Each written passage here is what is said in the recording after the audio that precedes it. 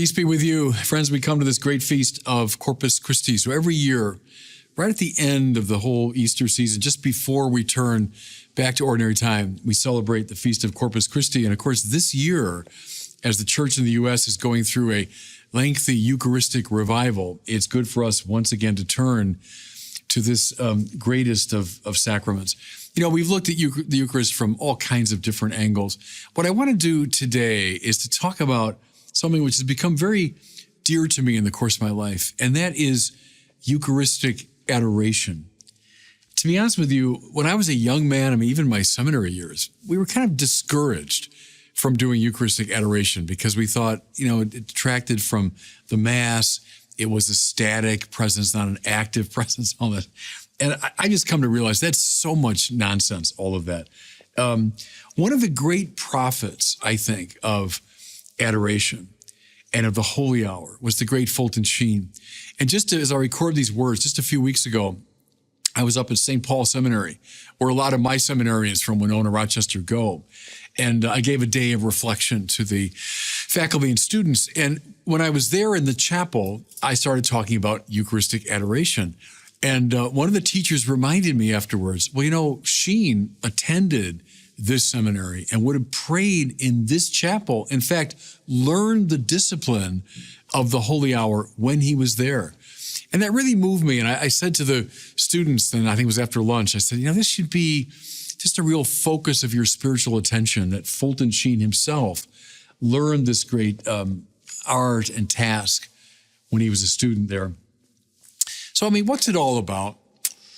I go back to my spiritual hero, Thomas Aquinas, who beautifully, and this image has stayed in my mind ever since I read it. He said, at the words of consecration, it's as though a fire is kindled in a new place. So it's the same Christ, the same fire, if you want, all over the world, but he can be kindled in a new place. I thought of this when I moved into my house in Rochester. I'd just been appointed bishop, and I moved into my house, and the moving boxes were still all around, you know. But as soon as I could, I went to the chapel. We had designated a room as the chapel, had an altar set up there. As soon as I could, I got out the books for Mass and everything, and I said the Mass and consecrated the Eucharist and consecrated a host to put in the pyx in the tabernacle. I had that vivid sense of kindling a fire. And it's before that fire, you know, this morning I was there doing my holy hour. Adoration, everybody, is staying close to the fire. Think of fire, you know, that gives light against the darkness. It gives heat against the cold. It provides protection against enemies. But we live in kind of a cold world. I mean, this coldly secularistic world that we're in. You know, I know a lot of young people celebrate it, God knoweth why, but the secular world for the soul is a cold and dreary place because the soul is wired for God. The soul is ordered to God.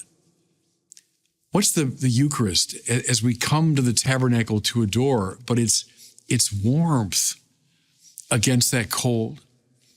It's light against the darkness. I mean, we live in a fallen world. We know that. And the fallen world is a dark place. Darkness is a great biblical symbol for, you know, losing the way, not knowing where I'm going, stumbling about. That's the way a lot of us live. Even, you know, stars and you know, celebrities and all this. But they're lost spiritually, these people. They're stumbling about. What's the Eucharist? But it's light against the darkness. The fallen world is also a place that's filled with enemies. We know that. You know, you could go on a camping trip in the beautiful woods and all that, and you take in the loveliness of the day, but, you know, at night, you got to be aware of the fact that those woods are also full of predators, of dangers.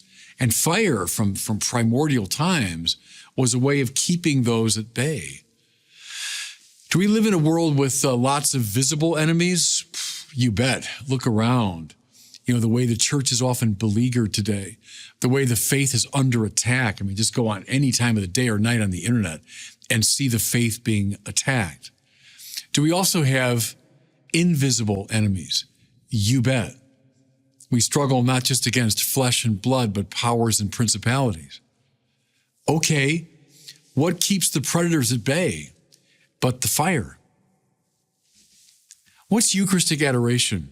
It seems to me, everybody, it's a conscious act of staying close to the fire. Spiritual warmth, spiritual light, spiritual protection comes from there. An image from Fulton Sheen again, because he wrote a lot about the holy hour, which was so central to his spirituality. He said, I feel like I'm a dog at the feet of his master. And the master might not need me right now. The master is doing his own thing, or he's whatever. But I'm here. I'm here, and if he needs me, I'm ready to move. And I might just be like, think of a dog just lying at his master's feet, not doing very much, but he's ready. He's there. So someone who is sitting or kneeling in the presence of the Blessed Sacrament, maybe not doing a lot, not actively engaged in the life of the church, but ready at his master's feet, ready to respond when he's needed. I like that. Don't you love too? It's been attributed to a lot of different people. What happens in Eucharistic adoration? I look at him, he looks at me. It's the way two friends can be with each other in silence. I mean, not really doing anything. What did you guys do? Well, we didn't really accomplish very much, but we were with each other. We were in each other's presence. Something of that, I think, in Eucharistic adoration, spending time with the Lord. So many of the saints were devoted to the Eucharist in just this way. And I find a lot of edification from this. Don't believe people, by the way, who say, and you'll still hear it today, that there's something primitive about Eucharistic adoration, something immature. Forget that. Some of the greatest figures in our tradition were devoted to it. Aquinas, again, his secretary, Reginald Properno, he was with him for many years, knew him very well. He said Aquinas solved far more intellectual problems through prayer than he did through thought. He's one of the great thinkers in the Western tradition. But his secretary thought he solved most of his problems, not by thinking it through so much as praying. He testified that Thomas would often go into the chapel and he would even rest his head against the tabernacle, as though seeking direct inspiration. That's Aquinas. Another hero of mine, St. John Henry Newman, was very devoted to the Eucharistic presence. Writes a series of prayers, you can still get them, born of his devotion to the Blessed Sacrament. They're marvelous, still worth praying. One of my favorite stories here regards Edith Stein, the great 20th century martyr. Edith Stein was from a Jewish family, brought up in the Jewish faith, but by the time she was in her late teens or early 20s, she'd become an atheist, rejected her religious tradition completely. But then through a lengthy and fascinating process, she kind of reads herself back into the faith and then into Catholicism. And before she was a consecrated religious, so she was a lay woman now on fire with the Lord and trying to find her path, she would spend hour upon hour in front of the Blessed Sacrament in Eucharistic adoration. She was staying for a time when she was still a layperson in a convent, and the nuns there were so impressed by her devotion that they created a little chair for her, and it was behind a pillar so people in the church, wouldn't be kind of gawking at her. It's like her own special place where she would give herself over to Eucharistic adoration. What gave her, by the way, the strength of character and soul to become the great martyr she was? I'm convinced those hours and hours spent before the Blessed Sacrament. Edith Stein. Jacques Maritain, one of the greatest Catholic intellectuals of the last century. Read his life story, fascinating. Read his books, marvelous, marvelous. Catholic philosopher, cultural commentator, political commentator, etc. Maritain, when he was in Paris, so he traveled the world, but he was based in Paris. He'd come home, and his custom was, at the end of the day, he'd make his way through Paris to Montmartre, which is the area of the city where the Church of Sacré-Cœur is found, of the Sacred Heart. And Maritain would go into that church. He'd kneel before the Blessed Sacrament, and he'd spend the whole night in vigil, the whole night in adoration. By the way, at Sacré-Cœur, the Eucharist has been adored nonstop, 24 hours a day since the late 19th century. And Maritain was one of the people who continued that great chain of devotion. Mother Teresa of Calcutta. When I was there in Calcutta at her mother house, we were filming there years ago. You go into this very simple space with the Blessed Sacrament.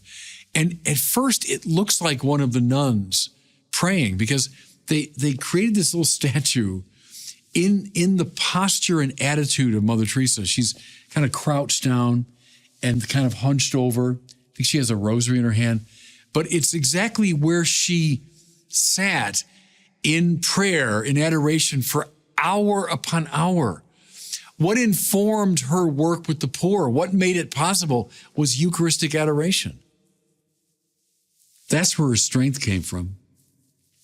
I love the story about Dorothy Day, another hero of mine, the foundress of the Catholic worker movement. Dorothy Day had a deep devotion to the Eucharist, the Blessed Sacrament. A priest came to the Catholic worker house in New York to say Mass. And it was the late 60s, and it was kind of time of experimentation, and he thought he was being very hip.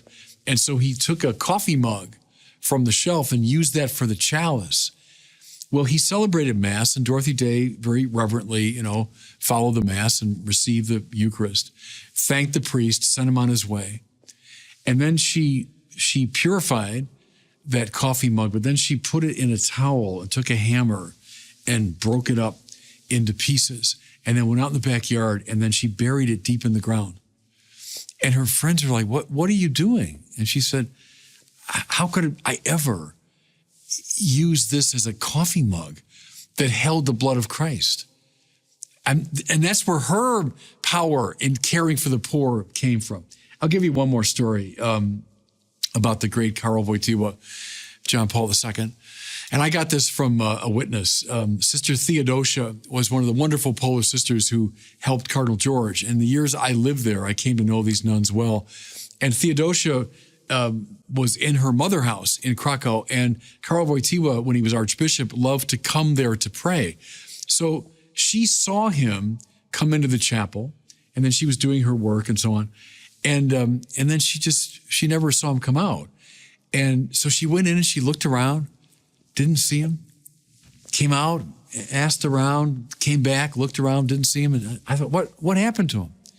Well, finally, the third time she goes back in the chapel, she sees Karol Wojtyła spread eagle on the ground, adoring the Blessed Sacrament. Don't tell me somehow Eucharistic adoration is a primitive form of spiritual practice. Forget it. Forget that. Some of the greatest saints, listen, have stayed close to that fire, holding off the cold, holding off the darkness, holding off the dangers. On this Feast of Corpus Christi, can I warmly recommend to everybody Eucharistic adoration? And God bless you.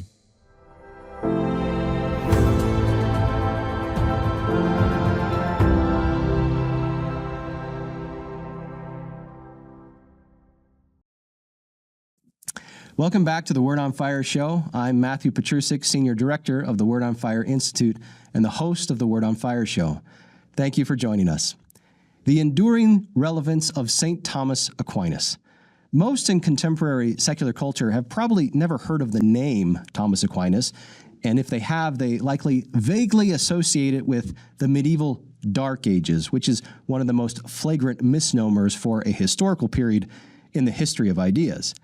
Well, it's true. St. Thomas Aquinas did indeed write close to 800 years ago and in Latin. However, his thought remains more pertinent than ever, not only to theology and philosophy, but also to current conversations on how to build a more stable, a more just, and a more prosperous political order.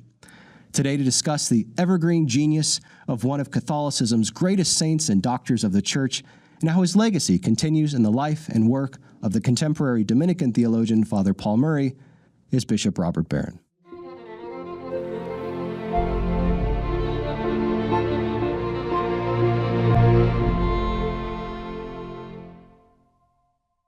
Well, Bishop, welcome back to the studio. Before we get into today's topic, you recently made a big trip to Rome for two reasons. So what were you doing there? Yeah, I was invited by the Pontifical Academy for the Social Sciences to give a paper at a conference they were sponsoring. And it was for about 30 scholars. It wasn't open to the general public. It was just scholars kind of talking to each other. But around this theme of Aquinas's metaphysics in relation to Catholic social doctrine. So the head of the academy, Cardinal Turkson, invited me to come give the talk. I was also there because my friend Paul Murray, who's a great friend of Word on Fire, we published books of his and his poetry, and I've known him for a long time, was officially retiring from the Angelicum. So they invited me to preside at Mass and to preach. So I went for those two reasons to Rome. Well, today's show, as you know, is on the legacy of the Dominicans, of St. Thomas Aquinas, and your friend, Father Paul Murray, a good friend of Word on Fire as well. Yeah. But before we begin, for any new listeners or viewers we have, could you say a few words about the impact that St. Thomas Aquinas personally had on you and his thought on your development, becoming a priest and later a bishop? Yeah, it was massive. Of course, I started off on the path toward the priesthood really because of Aquinas and his arguments for God's existence, which had a huge impact on me when I was a teenager. And then, it was a happy grace, I would say, as I was drawn into the Thomistic world, even as a young man. And that means a world of great balance, of great sanity. And it was a gift because I didn't know anything about philosophy. He was my entree into philosophy, and what a happy door to enter. You think of people who begin their philosophical career, let's say, by reading, Nietzsche or by reading Sartre or reading postmoderns.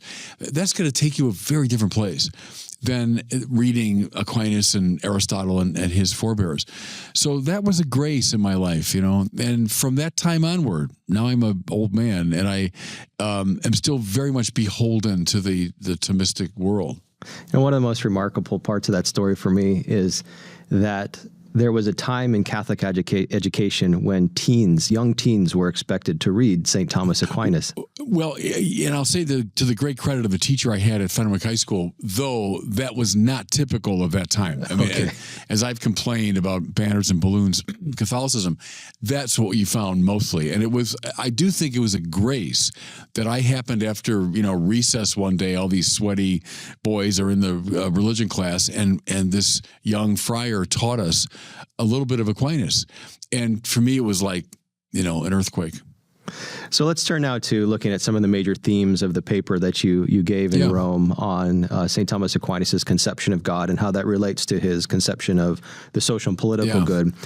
Before we get into some of those specific arguments, however, what would you respond to someone who hears the word St. Thomas Aquinas, hears medieval philosophy, and they say something like, Bishop, our world is in social turmoil right now, dominated by conflict. We've totally lost all sort of common moral ground. Why in the world would we spend time thinking about a medieval philosopher who lived 800 years ago and wrote in Latin? Yeah, because we're not imprisoned by someone's sociological setting or skin color or educational background. If someone's speaking truth, they're speaking truth. Can someone speak to us still from the 13th century? Well, why not? If human nature remains basically the same and a great genius is analyzing it, it's like saying, why read Shakespeare? Because haven't we moved on from Shakespeare? Well, quite frankly, no, we haven't, because Shakespeare saw things that were so deep and permanent in the human condition. Same with Aquinas. That's why it used to annoy me when the new atheists would say things like, the Bible, Bronze Age mythology. Well, I mean, why are we judging the truth of a text from its age? Then we wouldn't read anybody before the scientific period. Might there be certain truths about God, about nature, the world, society, and humanity that are simply perennial? And when great geniuses like the prophet Isaiah and Aristotle and Thomas Aquinas and Shakespeare see those things, well, I mean, we can't unsee them. We shouldn't unsee them. So, no, I think that's just a silly objection. You hear it, though. You're right. You hear it a lot, including in universities. Oh, yeah, especially there, sadly. Yeah. Yeah. So what do you say to the general principle that the present has a greater claim on our attention, including our moral attention, precisely because it is the present? Well, that's silly. No, I mean, the present, that's a presentism. That's a prejudice. We have to engage the present world. That's the world that we're in. And so it's not up to us to decide, the time we're given. It's given to us. So sure, we engage it, but we engage it in light of these great geniuses who came before us. So moving back into the content of your paper now, you write towards the beginning, and I'll quote here: "With Thomas Aquinas, metaphysics comes first and ethics follows." Metaphysics comes first and ethics follow.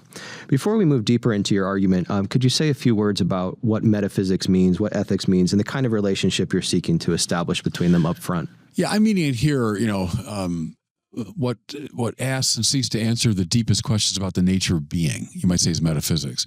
The study of being qua being is a classical definition. So I can study you from a chemical standpoint, a biological standpoint, a sociological, psychological standpoint, or I could study you in the measure that you're a being.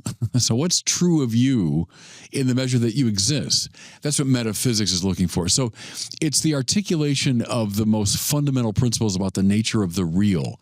And the argument there is that anything we say about politics or about ethics or about anything is predicated finally upon your perception of what's really real or ultimately real. That's why metaphysics comes first.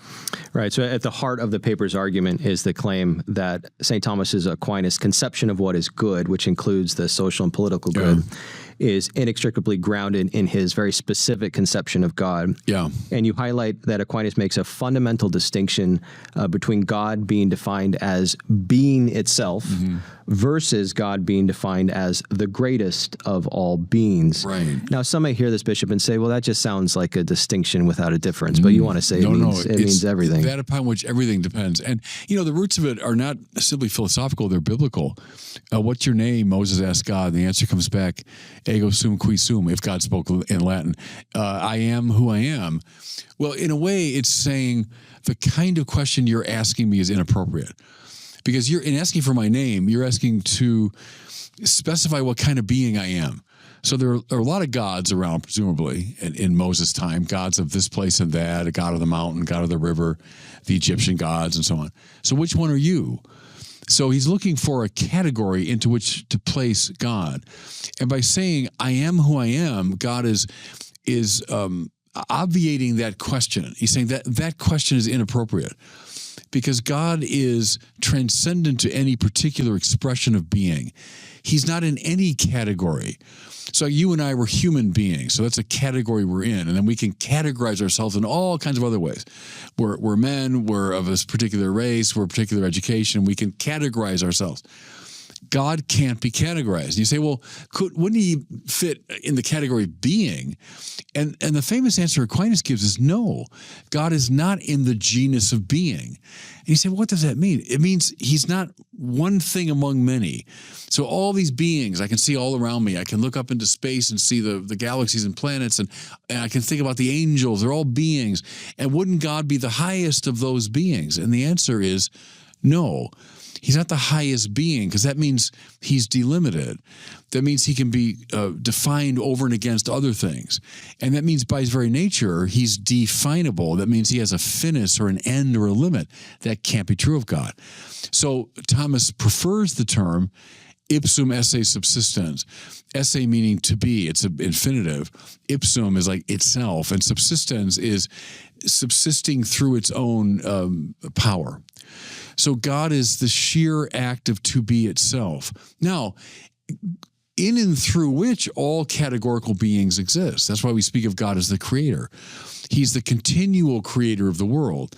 But he himself is not a being inside the universe.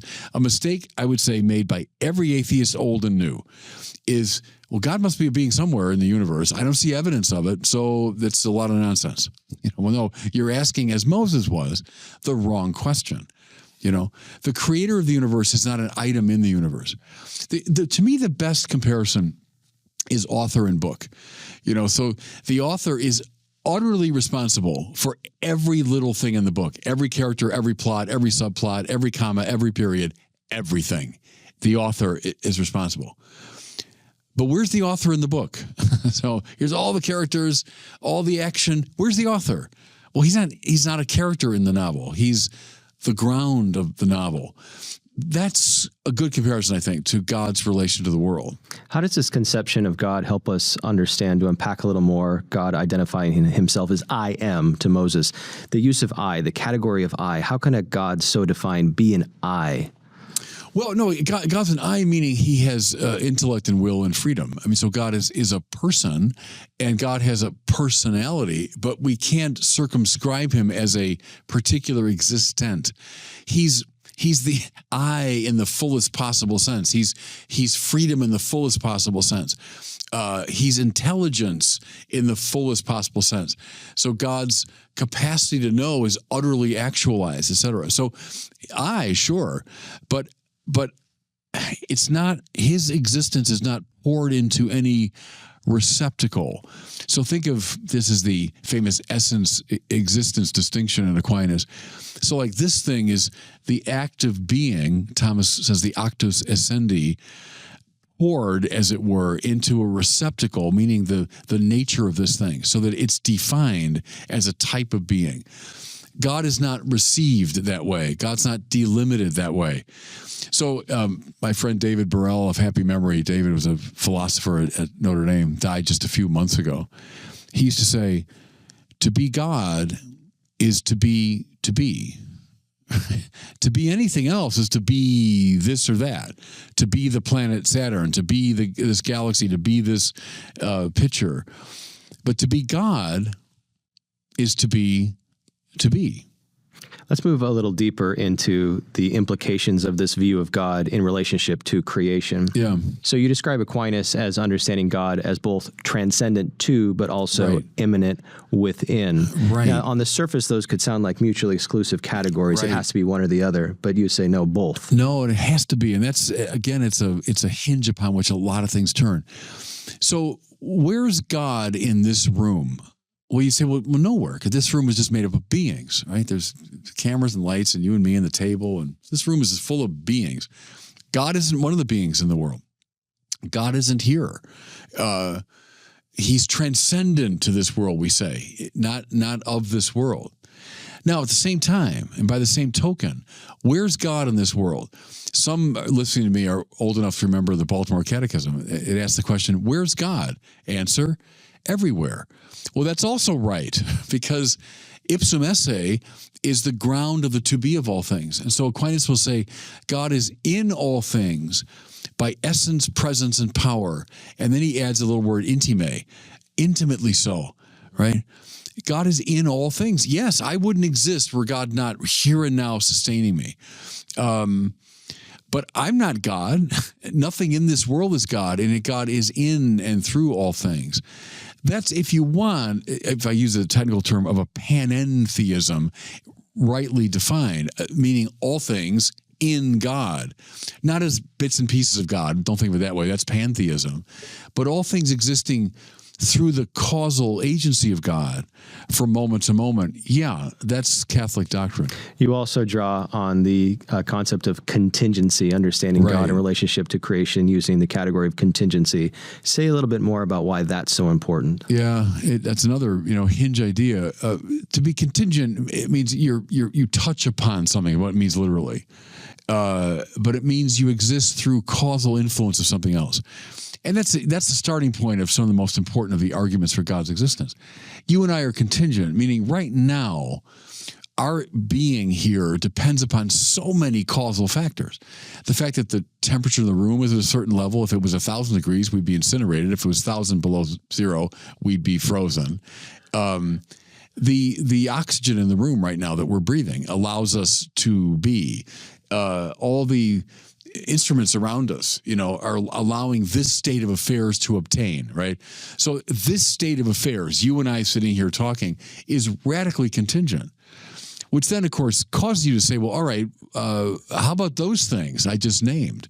Are they contingent? Well, yeah, sure they are. And we can go through that process. What can't you do? You can't simply appeal endlessly to contingent things to explain a contingent state of affairs. You have to get finally to something which is non-contingent in its being. And that's what all people call God, Aquinas says. So God is the non-contingent source of contingent existence. So following the arc of the paper, let's move now from metaphysics, the implications of metaphysics now for ethics. So the foundational ethical point you draw from this vision of God is that for St. Thomas Aquinas, God cannot by definition compete with anything in creation. Right. In fact, let me quote you here. You say, he can only will the good of the other, he being God, since what is other to him can be of no possible advantage to him. Right. Unpack that a little for us. That's a very important point. God needs nothing, right? Because God's ipsum esse. God is sheerly actual in his form of existence. The world that he makes, therefore, is not in any way to his advantage. It can't be. How could God benefit from that which he's created in its entirety from nothing? He can't. He can't benefit from it, which means whatever he's directing toward it is for its good, not his own. Now we're in a very deep place, because to love is to will the good of the other, Aquinas says. Well, see, that's all God can do vis-a-vis the world. He can't operate in a self-interested way. He can't will something for his advantage. Whatever he wills, mind you, including the very being of the world, the fact that you and I are here, has to be an expression of love. It can't be anything else. So God is willing the good of the other.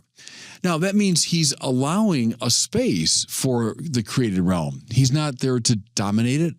He's not there to lord over it and derive some benefit. Think now of all the classical myths and everything where the gods are always in a kind of needy relationship to the world. And unless you give me what I want, I'm going to, Or stay with the mythology too, where when the gods do enter the world, they do so in a interruptive way, in a violent way. Like if I'm going to move into your chair right now, you got to get out of that chair. If you don't want to, then we're going to fight over it, right? Because there's a natural competitiveness between finite things. If the planet Saturn wants to move toward Earth, well, then things got to get out of its way, right? But God can come close to the world without clearing space or forcing things to give way. God can enter non-competitively, non-violently into his world. And this is where you draw on the sort of the paradigm of the burning bush, right? Right. The next. I think it's the best Old Testament image for it. The best new one is the incarnation itself, but the best Old Testament is the burning bush, that God comes close, the bush is on fire, radiant, and not consumed. That's the key thing there. If God came in and set the bush on fire, burned it up, all right, there's a typical invasive, competitive God. But the true God sets the bush on fire, and the bush becomes more beautiful and more radiant, and it's not consumed. As I say, the best New Testament example is the incarnation. We say two natures, divine and human, come together, and this is the Council of Chalcedon, very importantly, without mixing, mingling, or confusion. That means God doesn't have to dehumanize Jesus, doesn't have to knock something out of his humanity. That's why the church fought against all forms of, Christology that would say something of the human has to give way, right? So the human mind goes away and the divine mind takes over. The human will is kicked out. No, the church says Christ has two minds and two wills, right? Divine and human. It's because God is non-competitive to the world. So our listeners and viewers may be captivated, as I am, by this vision, this cosmological vision and God in relation to creation. But then the question is, well, how does any of this relate to any, what we could say, practical or human concerns? It sounds so abstract. So let's turn to looking at that as the paper does. So as you just noted, you make the claim that God clears out a space for human existence and human action. How can that be the case if, in fact, God does inhabit everything? Well, yeah, he does, but he's also transcendent to it. So he's not of it, competing with it. He can let it be, see? And that's why, like in the Bible, I think I use the example of the David literature in 1 and 2 Samuel. In some of the earlier biblical texts, God does seem to appear in a more kind of mythological way. Like he's just a being, like a human being appearing. By the time you get to the Samuel literature, everything is unfolding according to psychological or political laws. It makes perfect sense on those terms. And all that time, God is active. God is accomplishing his will. And so the space is cleared for David and to make his own political decisions and for his family relationships to unfold, for the psychology of the various characters to express themselves. And in and through all of it, non-competitively, is the presence of God. God achieving what he wants to achieve. That's a very subtle biblical vision. Within this space, how do we define the authentic human good and the authentic social good? Well, ultimately, it's a surrender to God. I mean, so if God is the supreme good at the top of the hierarchy of goods, but then these values that reflect God can be discerned within the world. There I'm with Dietrich von Hildebrand. I think you see certain values. At the summit of that hierarchy is God, the summum bonum. So a life that's lived ordered to God and under the aegis of these limited goods that reflect God, that's what we talk about, the virtues and so on and so forth. That's the good life. The good is discernible. And the path of virtue can be taught to kids. Like, here's a way to achieve the good. The same way, see, I'm an Aristotelian here, the same way you learn a sport. So you want to play that like that? Yeah, I'd love to play like, and pick your sports hero. Okay, I got the path. Here's the path. You got to do X, Y, and Z. You got to practice and become habituated. I think of good coaches I had that through drills were just teaching us the moves. Okay, you got to get these moves of basketball into your body, Same in the moral order. There I'm, Aristotelian. There are certain goods you want to attain. Okay, here are the habits that lead to the virtues that become part of your body, really. They become part of your whole makeup. And now, walk that path.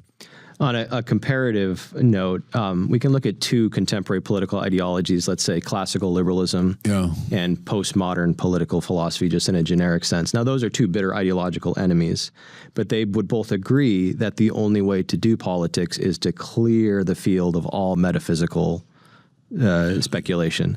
And you and Aquinas say... Yeah, it's deadly. And... huge mistakes have followed from that, and a lot of sufferings follow from it.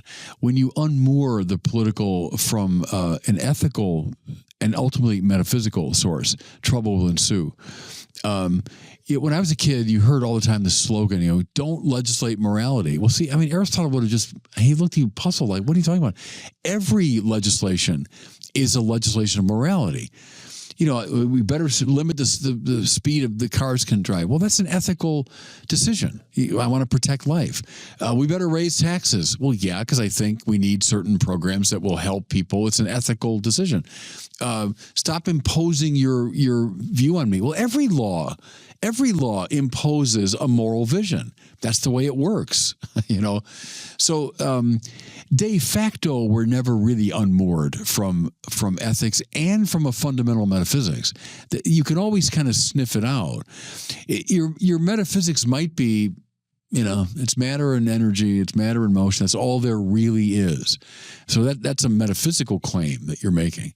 From that will follow certain ethical convictions, from which follow legal application and so on. But I'd rather be upfront about it. Let's have a good metaphysical argument, and ground our ethics accordingly. We'll turn to the thought of and the legacy of Father Paul Murray in a moment. Yeah, but just to finish that point, one of the common critiques of, say, a Thomistic vision of reality as it relates to politics is that it's going to end up as a theocracy or a totalitarianism, precisely because it is totalizing. The vision is totalizing. Yeah. So how do we respond to that critique? Well, yeah, it's a theocracy only in a very broad sense of the term, meaning that it's a politics lived under the aegis of God as the summum bonum. But that's very different from, let's establish a king, who is going to reign through divine right and so on. What I'm talking about is perfectly compatible with, let's say, a democratic or a Republican sort of construal of the political reality. I mean, that's fine. Theocratic only in that very broad sense we should be. But it's utterly compatible with, let's say, a more liberal democratic view. So during your visit to Rome, you also had the opportunity to honor your great friend and friend of Word on Fire, Father Paul Murray, who, like St. Thomas Aquinas, is a Dominican. Yeah. Before we turn to two specific themes that you highlighted in his life and his work, could you say just a few words about what is the Dominican charism, and how does both Father Paul Murray and St. Thomas Aquinas sort of represent that? Yeah, the motto is Veritas, isn't it? It's truth, And I was thinking of the black and white habit of the Dominicans. And they were called the Black Friars in the Middle Ages because they wore this beautiful black cape. I saw those at the celebration. They usually don't wear the cape, but on very high occasions they do. So you have the stark white habit with the black cape. And there's something bracing about, the black and the white. And Dominicans stand for truth and for these distinctions. Think of Aquinas, is famous in his method for distinctions. When you're resolving a question, well, we must distinguish A from B. My intellectual hero, Robert Sokolowski, used to say, philosophy is simply the art of making distinctions. It's a very fine definition. And I thought about it a lot over the years. Bad philosophy comes from making bad distinctions or failing to make the right distinctions. So that's part of the Dominican thing, I think, is the black and the white and the devotion to truth, but also, proclaiming the gospel in the world. They're the order of preachers. And they went out, you might say, from the monasteries. That they were out in the streets in the Middle Ages. That's where the young Aquinas would have seen them, in the streets of Naples, most likely, preaching. And he was attracted to them. In your beautiful tribute to Father Murray, you identified two characteristics that you think really he exemplified, but also, again, exemplifying the Dominican tradition. One was the primacy of grace, and the other was joy. So to sort of draw this to a conclusion, how do those represent both Father Paul Murray and the Dominican tradition? That theme of the primacy of grace, I think in the homily, go back even to the De Auxiliis controversy, late 16th century, within Catholicism, between the Jesuits and Dominicans. And make a long story short, the Jesuits putting a greater stress on human, freedom and accomplishment, and the Dominicans consistently putting a stress on the primacy of grace, that grace comes first. I think I mentioned in the sermon that Paul Murray was always worried about what he called willful spiritualities.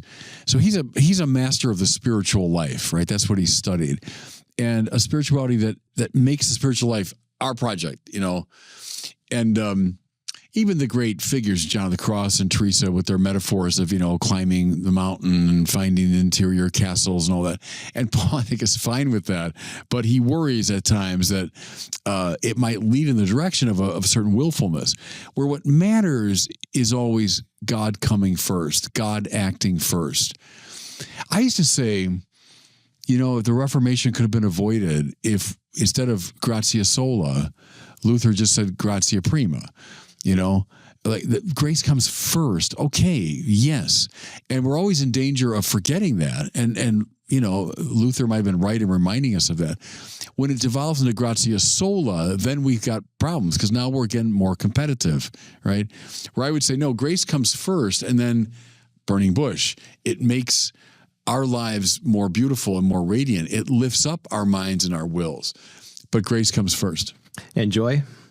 Yeah, well, to me, Paul Murray is the embodiment of that. I've spent so many wonderful evenings and lunches and dinners with him over the years, and you laugh a lot when you're with Paul Murray, and he just radiates joy. And I agree with that claim that, the flag of the Holy Spirit is joy. If you want to see, is the Holy Spirit alive in that person? There are a lot of indicators, but the best indicator is joy. Yeah. And he has always been to me someone who seems possessed by the Holy Spirit.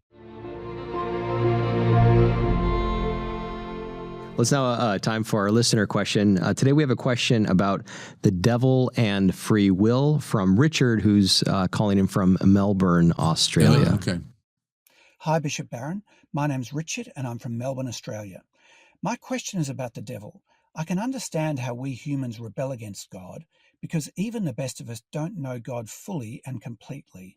But if the devil is a purely spiritual being, he presumably knows God and has a full understanding of God's nature and omnipotence. So doesn't he know that his rebellion is ultimately futile? Thank you and God bless. Yeah, it's a good question because it gets to some deeper issues. Because I don't think it's entirely a matter of reason. So, yes, that's a key part of it. Do I know the good? But the Socratic fallacy is that knowing the good means I will automatically do it. Can we talk about a corruption or a limitation at other levels of the devil's being? Having said that, too, remember the devil's mind is not infinite. So even there, a high angel, Aquinas affirms that, even a high angel would not know fully the very essence and nature of God. So there's room there even for a certain, misunderstanding. But it's a good sort of metaphysical test case. But I wouldn't succumb to the Socratic fallacy when talking about the devil. Well, thank you, Richard, very much for your question. If you would like to ask Bishop Barron a question for a future Word on Fire show episode, please visit askbishopbarron.com. That's askbishopbarron.com, and we'd love to hear from you. That's all the time we have for today, Bishop. Thanks so much for coming in again, and we'll talk again soon. Always good being with you, Matt. Thanks. That does it for us today. Thanks for joining us on the Word on Fire show. If you're interested in learning more about how Word on Fire can help you grow closer to Christ, become a better evangelist with and for others, and work for the common good, consider joining the Word on Fire Institute. Check us out at institute.wordonfire.org. That's institute.wordonfire.org. See you next time.